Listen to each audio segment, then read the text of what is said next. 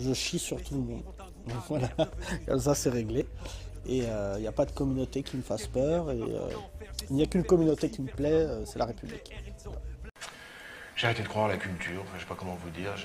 J'ai arrêté de croire qu'en balançant du fumier sur la tête des pauvres, ils allaient combler l'écart avec les riches. François-Michel Lambert a quitté le groupe il y a 1 an. Il estime qu'il n'avait pas la main sur les débats. Ce qui pose problème, c'est qu'entre Emmanuel Macron et les élus, les députés, il y a une sorte de cabinet noir d'une vingtaine de personnes qui ne sont pas élus, qui sont juste des technocrates, qui décident de tout et qui nous donnent des fiches et qui disent c'est ça et il n'y a pas à discuter. C'est assez culotté de réfléchir à un ministère de la Culture parce qu'il n'y a eu que 3 expériences de ministère de la Culture dans le monde. Une chez Hitler, une chez Mussolini et une chez Staline. Je ne sais pas si vous comprenez le truc, c'est qu'un ministère de la Culture, c'est un concept totalitaire. Il ne peut pas y avoir de ministère de la Culture dans une démocratie, c'est pas possible, c'est pas compatible. Le ministère de la Culture, ça veut dire que c'est l'État qui dit le sens d'une société, ce qui est une définition possible du totalitarisme. Alors eux se disent... Un ministère de la Culture, chez Hitler, c'est un ministère qui contrôle effectivement les effets de sens d'une société. Et donc ils se disent, il doit y avoir moyen de récupérer ce concept dans une démocratie. Il faudrait l'adapter, il faudrait que ça soit un ministère de la Culture démocratique. J'ai arrêté de croire à la culture. Je me suis dit que c'était une espèce de religion, si vous voulez, la religion de la gauche, enfin une espèce de nouveau sacré. Cela doit cesser. Nous travaillons avec les plateformes en ligne et nous les encourageons à renforcer leurs efforts de lutte contre la désinformation. Les plateformes facilitent l'accès aux sources officielles et elles rétrogradent ou suppriment les contenus préjudiciables ainsi que les annonces trompeuses et abusives. Mais il faut aller plus loin. Les entreprises du secteur des médias sociaux doivent partager les informations avec la communauté des vérifications des faits, les fact-checkers,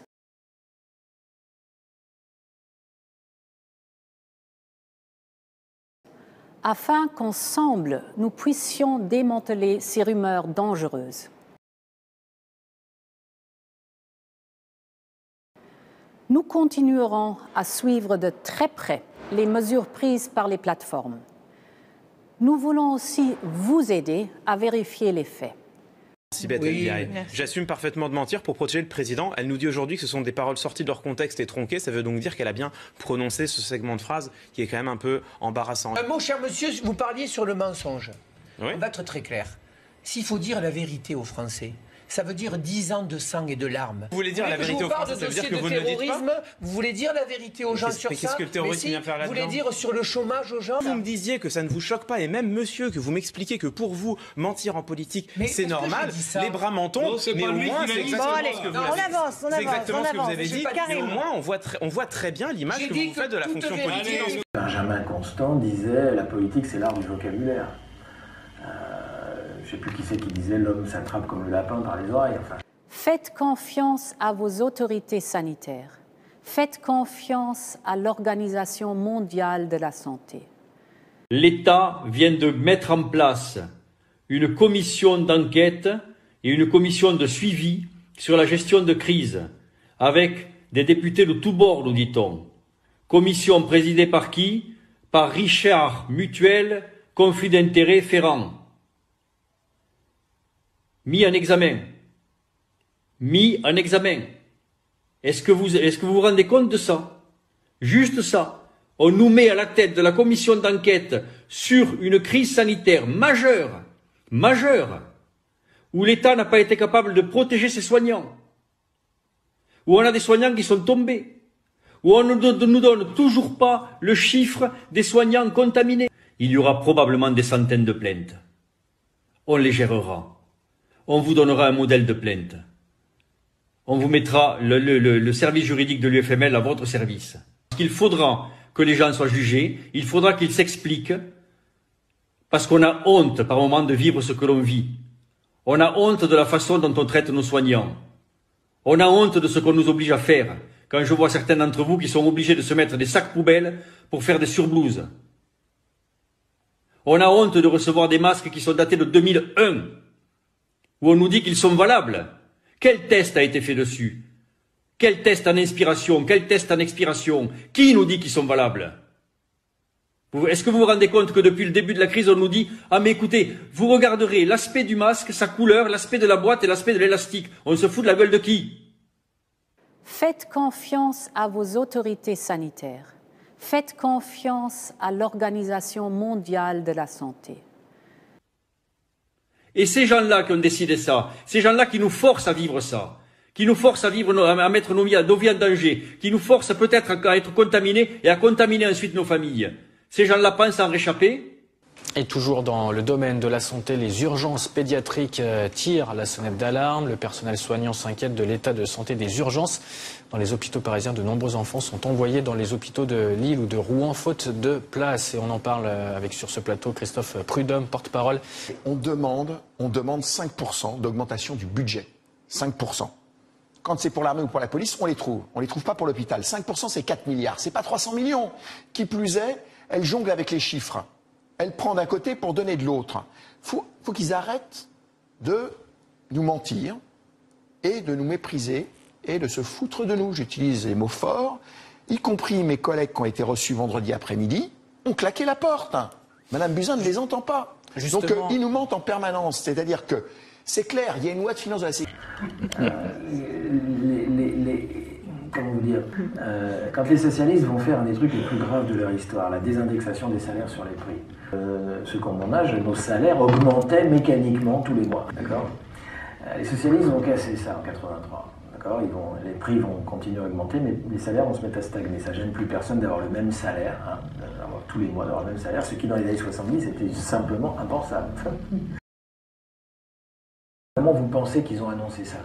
Ils viennent d'être élus depuis 3 ans. Est-ce que vous pensez qu'ils ont dit gel des salaires ou blocage des salaires? Donc c'est Jacques Delors qui leur a soufflé le truc. Saint-Jacques Delors. Hein. Vous avez Saint-Rocard et Saint-Delors. Hein, d'accord. Dès qu'il y a une saloperie, c'est l'un des deux. Cherchez pas. La Banque de France a été créée en 1801 et jusqu'en 1974, du temps, hein, oui, elle finançait l'État sans intérêt. Sans intérêt. Si on était resté là, aujourd'hui, avec tous les emprunts qu'on a fait depuis, puisqu'on emprunte tous les ans, la dette publique française serait de 16 ou 17% du produit national brut. Mais en 1960,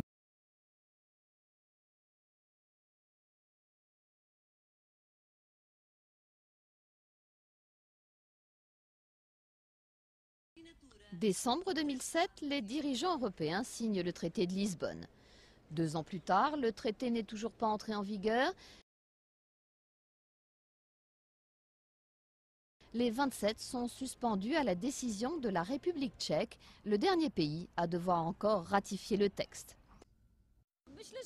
Je pense que c'est important, tous les changements sont importants. Et si la plupart des Européens sont pour, c'est que c'est bon pour eux.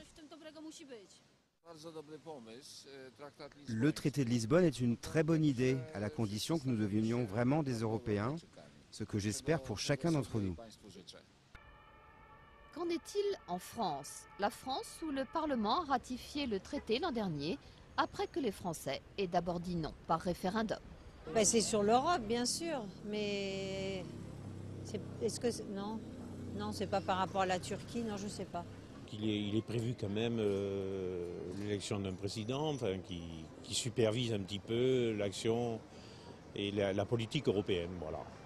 Maintenant, on n'est peut-être pas assez informé sur la chose et effectivement, c'est peut-être ça le problème. Et donc, il aura soufflé le truc et Laurent Fabius a annoncé en 83, nous allons lancer une vaste politique de désinflation compétitive.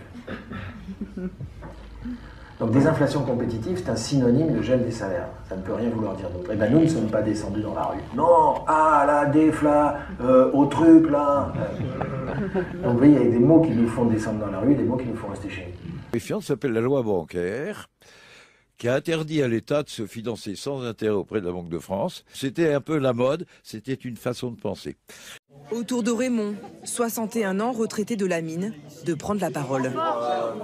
Vous dites que vous venez ici pour relayer les infos plus haut, c'est ça. On n'a jamais vu quelqu'un nous mépriser comme ça. La plupart des gens, il y a un dénominateur commun. Si on est dehors du matin au soir c'est quand même bien grâce aux mesures que votre gouvernement a prises. C'est celles qui ont fait déborder le vase. Mais le vase était déjà plein. Et maintenant, le tout, c'est pas de savoir qui a fait quoi. C'est de savoir ce que vous, qui devriez nous servir, pas nous asservir, vous faites pour nous. Sous Giscard, là, il y avait de la censure. On a vraiment... Mais là, il n'y a jamais eu autant de chaînes de télé, il n'y a jamais eu autant de radio, on a l'impression que personne ne peut parler. C'est ça qui est drôle, contextuellement. C'est qu'on a moins de liberté qu'il y a 40 ans. Et alors les linguistes nous apprennent un truc extraordinaire, c'est qu'on pense avec les mots. Ça m'a bouleversé ce truc-là, parce que j'avais jamais réfléchi à ça. C'est pas le contraire, c'est pas je pense la réalité sociale et je fabrique des mots. Ça marche pas comme ça, moi j'ai jamais fabriqué de mots. C'est le contraire. Il y a des mots à ma disposition, d'accord? On appelle ça un vocabulaire. Et avec ces mots, je peux penser la situation. Alors évidemment, pour la même situation, si on m'enlève le mot qui la nommait, puis qu'on m'en met un autre à la place, je ne vais pas penser la situation de la même façon. À l'époque, quand on parlait des pauvres, on les appelait des exploités. Alors je jure aux plus jeunes dans la salle que c'est vrai. On avait ce mot-là à la bouche dans les années 60, quand on était de gauche, quand on était éducateur spécialisé, prof, travail, enfin des trucs de gauche. On appelait ça des exploités. Et on avait ce mot à la bouche, mais 10 fois par jour. Les exploités par-ci, les exploités par-là, les exploités dans les usines, les exploités du tiers-monde, bref. Donc vous avez remarqué que ce mot a disparu. Et en tout cas du vocabulaire de la subvention, bien sûr. Et donc le pouvoir nous a fait comprendre que ça serait mieux dorénavant d'appeler ces gens-là des défavorisés. Bon. Alors regardez bien parce que c'est assez rigolo. C'est la même personne. On va prendre une femme au SMIC avec 3 mômes, le mari s'est barré, enfin tu vois, bien dans la merde, tout. Donc dans un cas, alors oui, il faut que j'explique ça. Exploiter, c'est un mot très très emmerdant pour le pouvoir, parce que c'est un mot processus. C'est-à-dire c'est un mot qui renvoie à un processus qui est l'exploitation. Ça va? Quand vous appelez quelqu'un ou quelqu'une une exploitée, ben, tout de suite vous cherchez qui est l'exploiteur. Comment il y a quelqu'un qui exploite cette femme, putain, où il est que je lui pète la gueule. Alors, le pouvoir nous dit maintenant c'est mieux d'appeler ça des défavorisés. Alors regardez bien parce que c'est très rigolo, dans un cas, cette femme a été exploitée par quelqu'un, dans l'autre, elle n'a pas eu de bol. Et défavoriser, c'est un état, ce n'est pas un processus. Vous ne pouvez pas penser le processus de la défavorisation. Il n'y a pas de défavoriseur en langue française, le mot n'existe pas. Personne n'a défavorisé. On appelle ça la naturalisation des rapports sociaux, c'est-à-dire les rapports de domination deviennent des choses naturelles. Okay. Donc elle est défavorisée. Je voulais qu'on y fasse. Genre, on va quand même pas aller faire chier le MEDEF parce que cette conne n'a pas de peau. Bon, et ben il y a les inclus et les exclus. Tu vois, exclueur, c'est pas un mot processus, c'est un mot état. Vous ne pouvez pas penser, il n'y a pas d'exclueur en langue française. Okay, moi je m'en fous, moi je suis inclus, les autres c'est pas ma race, enfin, vous comprenez le truc. Nous, si on est dans la rue du matin au soir, c'est parce que vos mesures là qu'on entend, on a l'impression que vous descendez de la lune. Il n'y a personne qui a 1 000 € pour changer de bagnole, même si vous en mettez 4 000 dessus. Non, laissez-moi finir, vous maintenant. Les gens qui sont là et les gens qui se battent, ils sont à moins 30, à moins 100, à moins 50, à moins 500 tous les mois. Et depuis longtemps. S'il vous plaît. Et ça, c'est après avoir épuisé toutes les ficelles. Ça veut dire on n'emmène plus nos femmes au cinéma. On va plus au restaurant. On ne fait plus de cadeaux aux gosses. On ramène plus de fleurs à la maison. Toutes ces petites choses-là, on les a déjà supprimées depuis longtemps. On achète de la bouffe pour chiens. On nourrit nos enfants avec à cause de vous. On est au bout du rouleau, c'est pour ça qu'on est dans la rue. Et c'est la seule chose que vous devez faire remonter, c'est qu'on est au bout du rouleau. Et donc si vous acceptez d'appeler cette personne une défavorisée plutôt qu'une exploitée, alors le pouvoir va accepter de vous donner de l'argent pour travailler avec. Parce que le pouvoir sait que vous n'allez pas travailler de la même façon. Avec une personne, si vous pensez qu'elle est victime d'un exploiteur ou simplement qu'elle n'a pas eu de bol. Dans un cas, ça c'est aujourd'hui, vous allez éventuellement chercher à être utile au dominé. Dans l'autre cas, ça c'est quand on était petit, vous auriez cherché à être nuisible au dominant. C'est pas la même façon d'envisager le travail social, je sais pas si vous me suivez un peu. Et donc voilà. Alors, nous ne sommes pas obligés d'utiliser ces mots. Hein. Mon spectacle Ingérable parle de la société française, en grande partie. Du faux vivre ensemble qui nous a été imposé et qu'on a du mal à mettre en place en fait. Et maintenant on est dans une société où j'ai l'impression qu'il faut dire les choses, quoi. Moi je peux pas laisser des gens dire des absurdités comme en ce moment c'est le cas partout sur les plateaux télé. Moi j'ai pas l'impression que les Français ils soient autant divisés que ce que je vois à la télé. Je pense que les Français nous sommes un peuple, on vit ensemble. Mais si vous voulez, il n'y a pas seulement prolifération, il y a une stratégie. Derrière la langue de bois. Bien sûr, il y a des équipes qui travaillent. Je ne suis pas dans le secret des communiques. Non mais là vous êtes un peu théorie du complot là. Oui, alors il y a deux erreurs par rapport à la théorie du complot. La première c'est d'en voir partout, la deuxième c'est d'en voir nulle part. Bon. Quand il faudra poser la question aux communicants de l'Élysée, mais enfin quand les journalistes doivent parler de croissance négative et ne jamais citer le terme de récession, qu'est-ce qu'on fait? Est-ce qu'on en rigole? Et s'ils pensent à ça, est-ce que c'est pas parce qu'ils savent que ça produit des effets? Et évidemment ça produit des effets parce que la croissance négative c'est magique, c'est toujours de la croissance, c'est juste qu'elle est négative, c'est formidable, d'accord? C'est pas une récession. Je veux dire, on pourrait passer les frappes chirurgicales, les dégâts collatéraux. Bon, là j'ai rencontré dernièrement un monsieur, il vient de se faire décruter. Il s'est pas fait licencier, il s'est pas fait virer, il s'est fait décruter. Mais c'est complètement orwellien. La bonté, le contraire de la bonté, il n'y avait pas la méchanceté, il y avait la imbonté. Voilà, il avait. Orwell raconte donc on enlève mauvais, on garde bon et un bon. On est exactement dans cette manipulation de langage. Alors, je vous ai effectivement amené 16 mots qui ne veulent strictement rien dire, mais qui ont l'air de dire quelque chose. Démonstration. C'est-à-dire, ça produit des effets de sens. Et donc, je vous propose ici, peut-être qu'on organise un petit débat entre nous. Donc, vous êtes d'accord, vous me faites confiance. Totalement. Ils sont battus et donc moi je souhaiterais dans le cadre de ce débat sur Arte revenir sur une notion qui, vous m'en donnerez quitus, me paraît essentielle. Et c'est la question du contrat que je voudrais mettre en rapport avec cette autre question qui est celle du développement. Pourquoi penser aujourd'hui les logiques de développement dans l'esprit d'un contrat? Mais pour une raison au fond assez simple, c'est que dans l'espace désormais incontournable du local, il nous faut inventer des partenariats qui soient avec les acteurs, des partenariats qui soient garants de la démocratie, c'est-à-dire qui installent, qui assoient, je dirais, cette démocratie sur un véritable diagnostic partagé qui relève le défi de la décentralisation en prenant en compte la question du lien social. La question du lien social, à l'heure de la mondialisation, excusez-moi de vous le dire, elle est bien mal en point. Mais elle est mal en point pourquoi? Mais parce que la question du lien social, aujourd'hui, c'est dans la proximité qu'il faut la relever. Excusez-moi.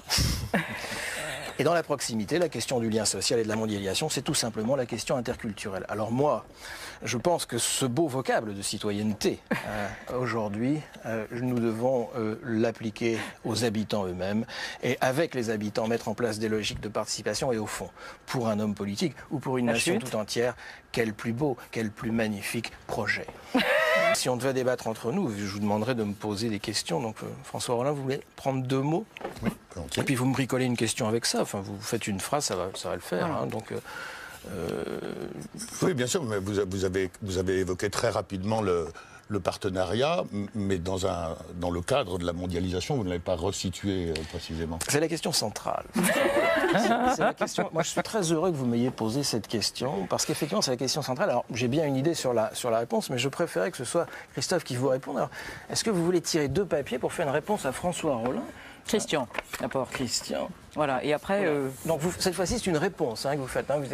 Il pose effectivement la question qui est une question très complexe. Hein, Je ne le laisserai pas esquiver. Je ne suis pas sûr d'avoir bien retenu la... Ça n'a aucune importance, vous avez bien compris. Mais moi, ma véritable solution, ce serait un vrai contrat de participation. Je ne l'aurais pas mieux dit. Et ben voilà. Si vous voulez, démonstration. Ça s'appelle des effets de sens. Et en fait, implacable. Le problème, c'est que... Et après, ça va être sûrement à vous d'en dire. Vous faites mon boulot, là. Vous êtes en train de faire mon boulot, en plus. C'est vrai. C'est vrai. Et je dirais juste ça, c'est que cette langue, on ne l'utilise pas dans la vie courante. Vous êtes d'accord? Quand vous invitez des amis, vous ne leur proposez pas de venir faire une séance de lien social, d'accord? Donc c'est une langue qui détermine nos relations institutionnelles, nos relations à des institutions, nos relations professionnelles, toute la folie du management, ok? Les collaborateurs, d'accord, et puis évidemment la langue politique, mais on pense toujours trop souvent que à celle-là. Je veux dire, la langue politique, c'est l'homme politique à la télé, etc. Mais je veux dire, dans le monde de l'entreprise, ce langage est en train de détruire jusqu'au métier. Et donc, est en train de détruire le Vous syndicalisme. vous rappelez du référent bondissant? Oui. Hein, donc l'entreprise, la vie politique, mais... L'éducation nationale, il n'y a plus d'échec scolaire. C'est fini, c'est interdit. Il y a de la réussite différée. Ben, c'est ça, c'est des oxymores C'est sublimes. intéressant que vous disiez bienveillance, parce qu'un des problèmes qu'on a politique aujourd'hui, c'est l'incapacité ou le refus de désigner des adversaires. Je veux dire, d'accord? Parce que dès que vous osez désigner un adversaire, immédiatement, vous dites, vous êtes négatif, hein, vous n'êtes pas bienveillant, quelque chose qui... D'accord? Et ça, c'est un... Enfin, il n'y a pas de politique sans désignation. Il n'y a pas de démocratie. Question Sans désignation de l'opposant. d'adversaire.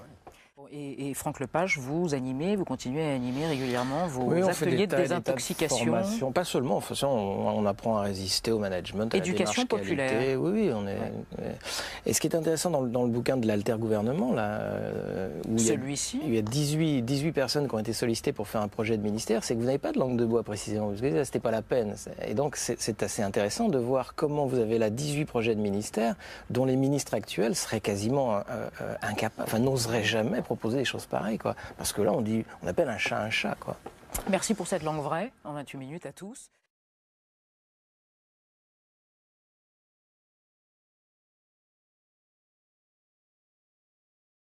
On se mélange, il y a du métissage. Quand je regarde la télévision française, j'ai l'impression honnêtement qu'on est une bourgade de Daesh, quoi.